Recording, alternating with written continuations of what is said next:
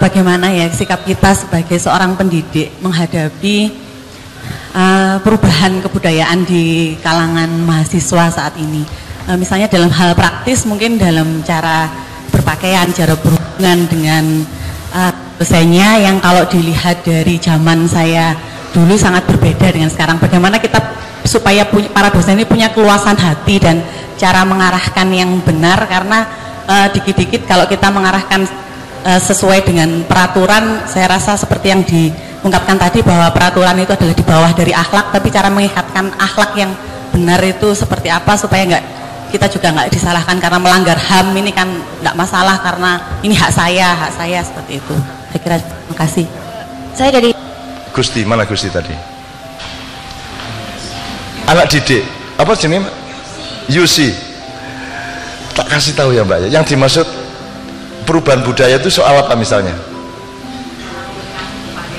Berpakaian. Kontak kandani ya. Berpakaiannya anak muda sekarang tuh jauh lebih bagus daripada tahun 70-80. Ojo geragas-geragas, tapi wis lumayan nih. Kamu tahu dulu, Anda pernah dengar saking lautan jilbab? Di zaman saya SMA ku arek SMA ku roke sakmene. Ada masih banyak fotonya tahun 70-an tuh roke arek SMA sakmene iki lho. Masih Sidratul Muntaha. Loh. Temenan iku termasuk SMA Muhammadiyah, SMA Islam sakmene roke. Jadi sakilan teko dengkul iki. Itu tahun 70-an seperti itu. Kemudian kita bikin orang mulai pakai jilbab dikit-dikit, terus saya memperjuangkan jilbab, saya keliling bikin nekat, saya bikin idiom lautan jilbab. Zaman itu belum ada orang pakai jilbab satu pun. Kemudian mulai pakai mahasiswa pertama, baru kemudian ibu-ibu kelas menengah, kemudian ibu-ibu di pasar, mulai sekarang bener-bener lautan jilbab. Aku biar itu wani ngomong lautan itu janjane yang mergo gak roh. Nek aku sadar betul gak wani ngomong lautan, lagi kolam jilbab wis lumayan. Tapi aku nekat lautan jilbab, dan itu drama terbesar dan rekor penonton terbesar adalah drama lautan jilbab. Jadi belum pernah ada drama yang penontonnya sampai 35.000 ke atas, hampir 40.000 di Stadion Madiun, di Makassar, di Jogja, di mana-mana. Yang sekarang harus Anda bangun itu budi pekerti. Bayangin Pak Nuh itu bikin 18 pilar karakter atau apa itu. Itu tidak ada yang tentang menghormati orang tua dan guru, itu tidak ada. Eling no Pak Nuh itu waktu dia jadi Mendiknas. Saiki guru diremehno karo murid, nggih ta mboten? Engko nek guru untuk kereng didik melanggar HAM, Anda dihancurkan memang oleh penjajah, oleh kolonial-kolonial. Dulu kolonial datang membawa bedil, kolonial sekarang masuk ke undang-undang, masuk ke sistem birokrasi, masuk ke rubrikasi negara. Hati-hati, dan itu yang harus Anda perjuangkan. Jadi Anda harus cari cara, ya opo arek iki carane tetap bisa disiplin meskipun saya menghindarkan tuduhan pelanggaran HAM. Masih banyak cara, nggak perlu ngampleng, nggak perlu nyamblek, nggak banyak cara. Jadi mendelik ya iso toh. Wong gitu itu asal nggak nyentuh kok. Yang namanya setiap zaman punya jalan keluarnya sendiri. Yang penting Anda melakukan yang memang harus Anda lakukan. Jangan cemaskan mengenai dunia. Dunia milik Allah dan Allah mengkhalifai. Inna nazalna dzikra wa inna lahu lahafizun. Allah menjaga semua yang cinta kepadanya. Tenang aja, ya. Rodok ngeluh meneh iki, tak dudu sing gak gawe iki. Oke. Ndak mendidik anak itu saya ndak bisa, Dek. Ndak bisa mendidik anak. Yang namanya mendidik anak itu adalah kita mempelajari Tuhan maunya apa, dia itu siapa, itu kita kuntit terus.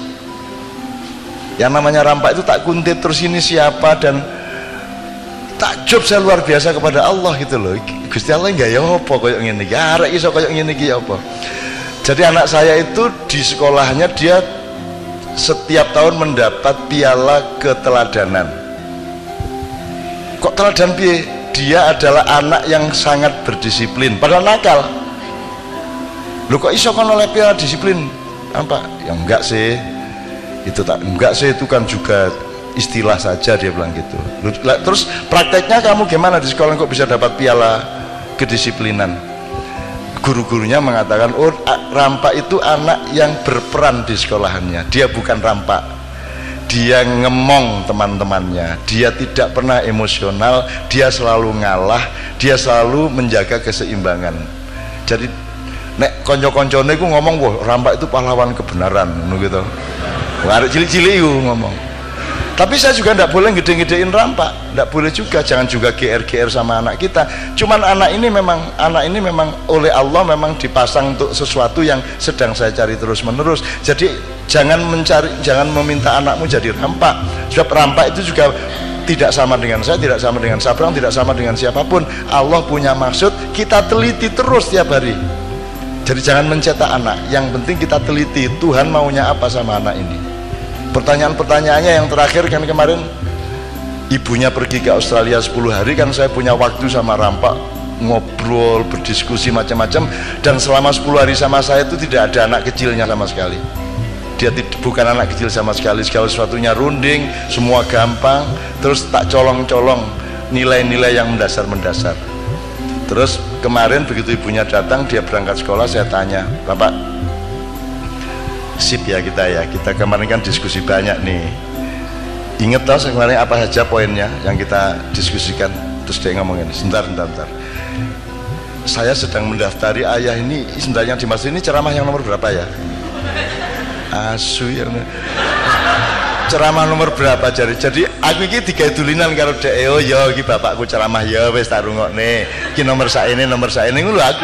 Dadi dek iki selalu lebih tua dari orang yang berkomunikasi dengan dia gitu. Nah itu Allah, konsepnya ke Allah, jangan ke dia, karena Allah itu mentakdirkan sesuatu, itu namanya personalitas, itu ditentukan oleh Allah. Kamu nyari, kamu meneliti, karena si rampak dan anak-anak siapapun sebenarnya mereka sedang berproses meneliti siapa dirinya, dan rampak itu peneliti yang luar biasa atas dirinya. Sebentar, aku ini masih takut loh sama hantu. Benar, aku takut. Dia ngomong ngono. Nah, kalau gitu kita analisis, kamu takut itu hantu apa konsepku hantu? Terus kayaknya sebenarnya saya takut itu konsepku sendiri. Ngomong ngono kuwi. Jadi dia bisa analisis gede. Nah, ajarilah dia berpikir jernih, ya analisis yang apa? Yang GR ojo minder. Jangan gede-gede ojo tapi tak turuti gitu ya. Oke.